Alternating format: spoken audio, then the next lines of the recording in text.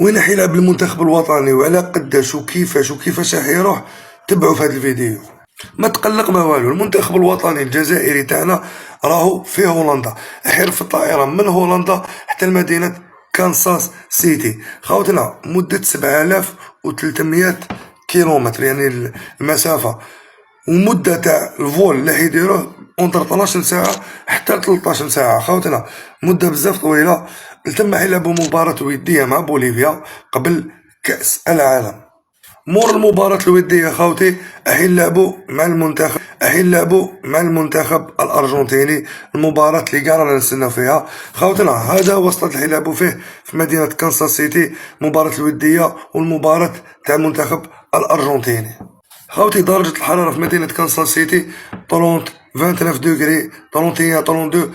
خوتنا لوميديتي الرطوبة 79%، الرطوبة جد عالية خوتي. يعني المنتخب الوطني الجزائري تاعنا مولفي افريقيا، حاجة تساعدنا حنايا باسكو مولفين بهداك الطقس اكثر من اللي تساعد المنتخب الارجنتيني. مور الماتش تاع الارجنتين خوتي يزيد يرفد المنتخب الوطني الجزائري طائرة من مدينة كانساس سيتي حتى مدينة سانتا كلارا.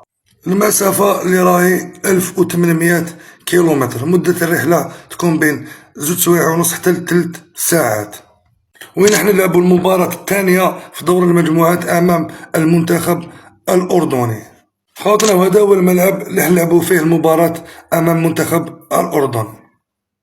خوتنا المنتخب الوطني الجزائري كي يكمل المباراة مع المنتخب الأردني نزيدو نرفدو الطائرة ونعاودو نوليو لمدينة كانساس سيتي. تما 1800 كيلومتر، واحدة أخرى 3 سوايع في الطائرة.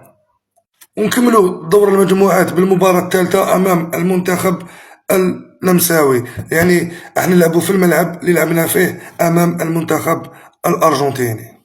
وهكا المنتخب الجزائري حيكون هو المنتخب الوحيد المسافة هذيك تاع 11000 كيلومتر. خوتي مسافة كبيرة، ما فهمتش علاش داروها.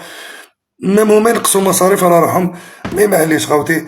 فيها خير ان شاء الله. المنتخب الوطني الجزائري يقدم دور مجموعات مليح وكأس عالم كبيرة. وعلاش ماشي المنتخب الوطني الجزائري يجي هكا مازا ومحرز وقويري رافدين لنا كأس العالم خوتي؟ حاجة بزاف مليحة خوتي. يكون نديو كوب دي موند ما نآمنش خوتي، واحد 10 سنين باش نآمن باش تفهموا. تحياتنا ليكم ليكيف.